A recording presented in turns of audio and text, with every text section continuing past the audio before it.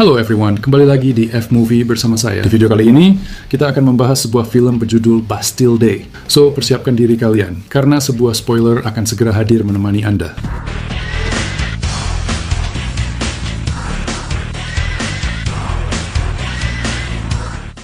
Film ini dimulai pada malam menjelang Bastille Day di Paris. Seorang tokoh bernama Michael Mason ditampilkan. Dia adalah seorang penipu Amerika yang begitu handal, yang nampak berhasil merampok dompet beberapa orang, sementara seorang wanita berjalan tanpa busana di antara kerumunan.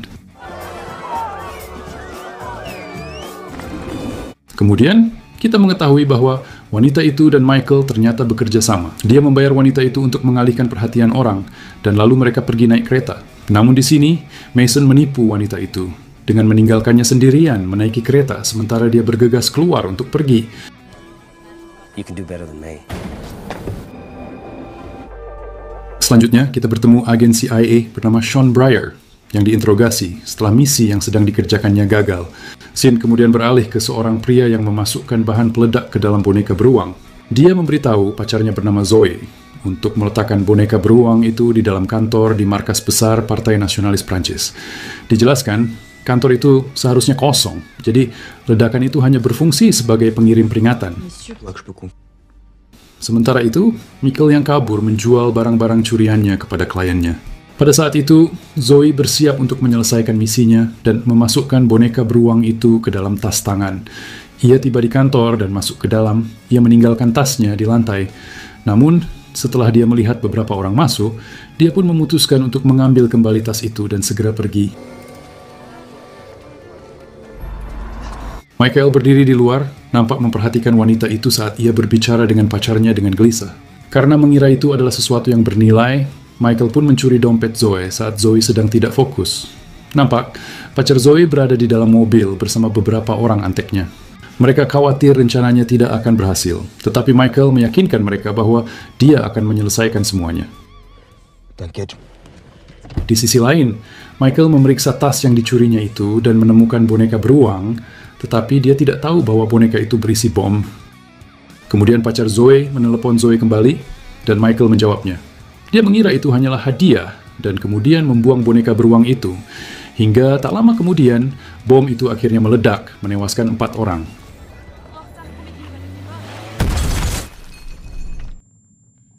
Michael, yang selamat itu, melihat sekeliling dengan bingung, sebelum akhirnya memutuskan untuk melarikan diri.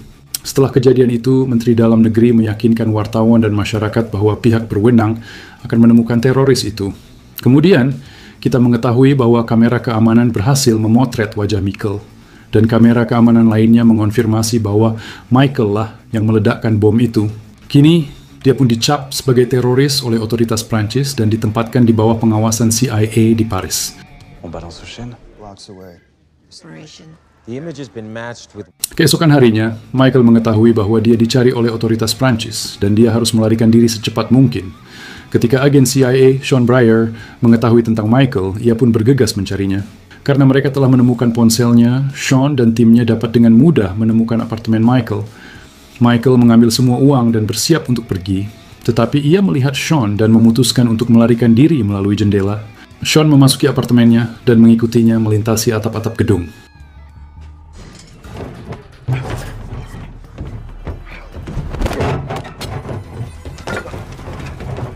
Setelah melewati beberapa gedung, dia memasuki sebuah rumah, tetapi Sean berhasil menghentikannya sejenak.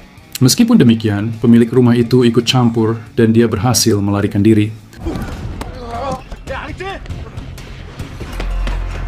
Sean melanjutkan pengejaran di atap rumah, hingga kemudian tiba di sebuah supermarket.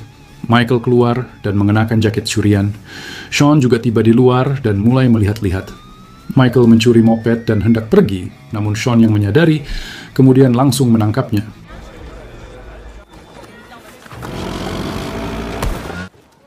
Kembali ke Zoe, dia kembali ke rumah pacarnya dan mengaku bahwa seseorang telah mencuri tasnya. Para penjahat itu menelepon pria itu dan menyuruhnya menahan Zoe karena mereka ingin berbicara dengannya.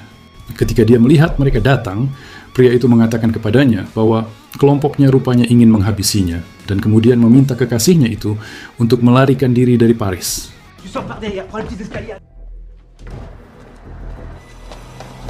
Sementara itu, Sean membawa Michael ke ruang interogasi rahasia yang menyatakan bahwa dia tidak tahu bahwa tas yang dicurinya ternyata berisi bom. Dia juga mengungkap nama Zoe dan mengatakan bahwa ada seorang pria yang meneleponnya. Pria itu menyatakan bahwa dia adalah pencuri profesional dan kemudian ditantang oleh Sean untuk membuktikannya. Nampak, dia berhasil mencuri uang dari dompet Sean tanpa menyentuh dompetnya yang ternyata dia masukkan kembali ke sakunya Sean. Agen CIA itu tertegun, tetapi dia tidak menunjukkannya. Okay, so I'd look him in the eye and the money's gone. Then put it back the second on what I was doing. Saat Michael kembali ke tempat duduknya, ia mencuri pisau yang tergeletak di atas meja. Di tempat lain, para antek mencari Zoe di seluruh kota untuk menghabisinya, karena ia sekarang menjadi saksi yang tahu terlalu banyak. Kelompok itu melacak teleponnya hingga membawa mereka tiba di ruang interogasi rahasia milik Sean, yang kemudian disadari oleh Sean yang dengan cepat pergi untuk memeriksa kamera pengintai, yang mana secara bersamaan, Michael nampak mulai menggunakan pisau untuk membebaskan dirinya.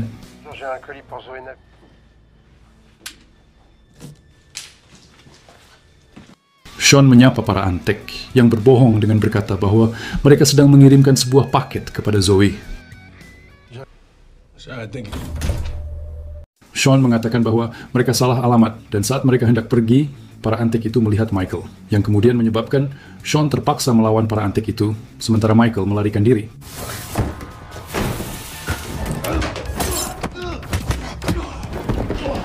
Bersama-sama, para penjahat berhasil menaklukkan Sean dan kemudian melarikan diri. Di sisi lain, seorang agen CIA menemukan klien Michael dan menanyakan tentangnya. Sean ada di dalam mobil dan memberitahu rekan-rekannya bahwa Michael telah melarikan diri. Agen CIA lainnya mengatakan mereka harus menemukan Michael sebelum pihak berwenang Prancis menyadari bahwa mereka sedang bekerja di wilayah mereka. Sementara itu, Menteri Dalam Negeri terlihat sedang makan siang dengan seorang agen CIA yang menekankan kepadanya pentingnya menangkap Michael untuk mendapatkan kepercayaan dari orang-orang Prancis. Karena jika CIA yang menangkapnya, pihak berwenang Prancis akan terlihat buruk. Pada saat itu, Raffi, pemimpin para antek, berencana untuk melancarkan serangan teroris lainnya. Mereka membahas bagaimana jika kelompok tersebut tetap pada rencana dan menyebarkan kekacauan, yang mana mereka akan mendapatkan pembayaran $500 juta dari bank pada disk terenkripsi mereka. Selanjutnya, Menteri Dalam Negeri Prancis akhirnya terungkap sebagai pemimpin kelompok tentara bayaran itu. Jadi dia membayar para tentara bayaran untuk berpura-pura menyelamatkan orang-orang di masjid dari bom yang mereka pasang hanya untuk mendapatkan kepercayaan dari orang-orang Prancis. Akibatnya, orang-orang di masjid dituduh sebagai pelaku bom, meskipun mereka sama sekali tidak bersalah.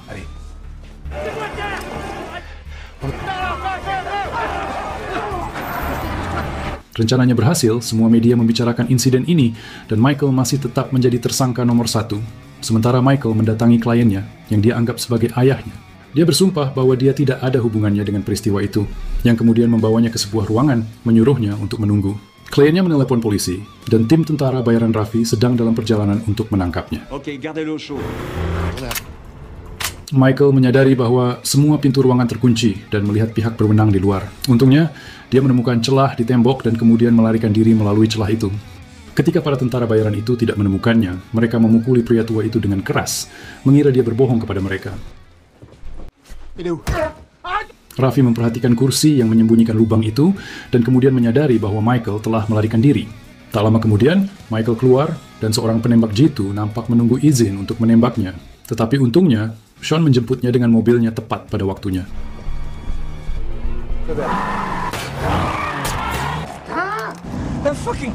Raffi dan timnya segera menaiki kendaraan mereka untuk melakukan pengejaran. Agen CIA kemudian membawa Michael ke rumah persembunyian teman Zoe bernama Paul yang tinggal bersama teman-temannya. Paul menolak untuk menyerahkan Zoe dan dia dan teman-temannya melarikan diri dengan sepeda motor setelah membakar mobil Sean. She's not here. Michael dan Sean terpaksa mencuri mobil seseorang dan mencapai bar tempat Paul bekerja. Michael memasuki bar dan memprovokasi konfrontasi dengan mencuri ponsel dari satu orang dan menaruhnya di saku orang lain.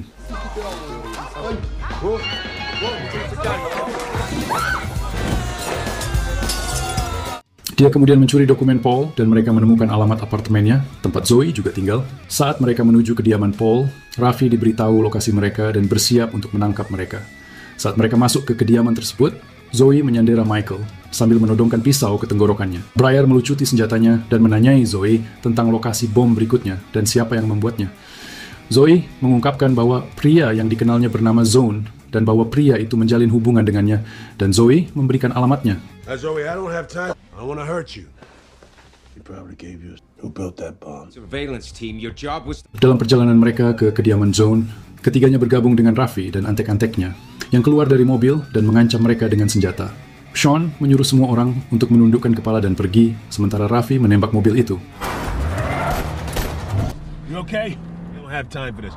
What did I... Sementara itu, situasi di Paris memburuk karena jumlah pemberontak terhadap Partai Nasionalis meningkat. Akibatnya, Menteri Dalam Negeri memerintahkan peningkatan tingkat kewaspadaan.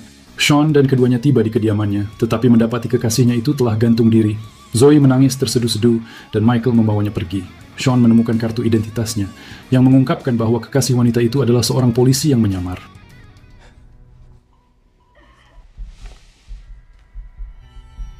Dia menelepon rekannya, Karen, seorang agen CIA, dan memberitahu bahwa kerusuhan di kota itu diorganisir oleh seseorang, dan dia mengirim seseorang untuk menangkap mereka. Karen bertemu dengan Menteri Dalam Negeri dan memberitahu dia bahwa otoritas Prancislah yang menyiapkan bom, tanpa mengetahui bahwa dia sebenarnya dalang di balik semua itu. Karen memberitahu dia tentang Sean, Michael, dan Zoe, lalu memintanya untuk menyelamatkan mereka. Mengetahui bahwa Karen sekarang menjadi saksi, dia pun menembaknya langsung dan memerintahkan Raffi untuk pergi dan menangkap Sean, Michael, dan juga Zoe. Ketiganya menunggu kendaraan yang dikirim oleh Karen, berpikir bahwa mereka sekarang aman. Namun, saat di jalan Zoe menyadari bahwa salah satu dari dua orang di dalam mobil van tersebut adalah salah satu anteknya Raffi. Dan saat para antek tersebut hendak menghabisi mereka, perkelahian pun terjadi. Sean berhasil menghabisi semua orang dan mereka mencuri mobil van itu.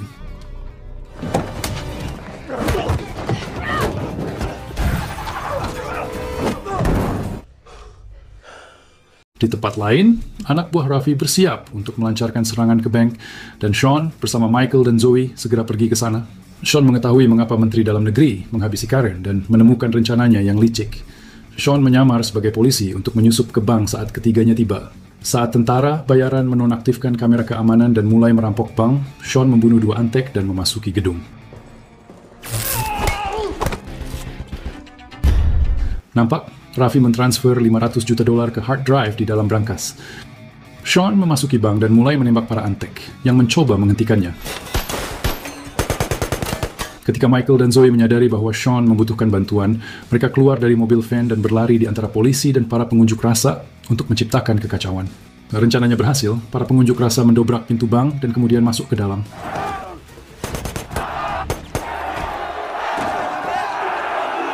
Sementara itu, Sean berhasil menghabisi semua tentara bayaran di aula utama dan masuk ke dalam brankas. Ia terlibat dalam konfrontasi dengan Raffi dan para antek di dalam brankas. Menghabisi para antek, tetapi membiarkan Raffi melarikan diri.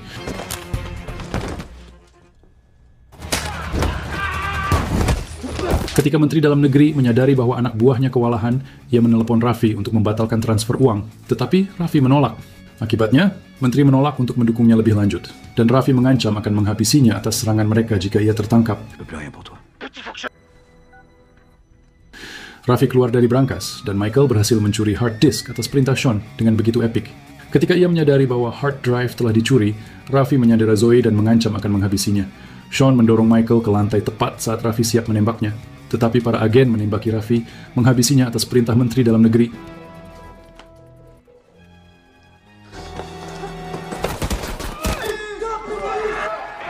Michael segera kabur dari bank, sementara Sean masih dalam pemulihan dari luka tembaknya.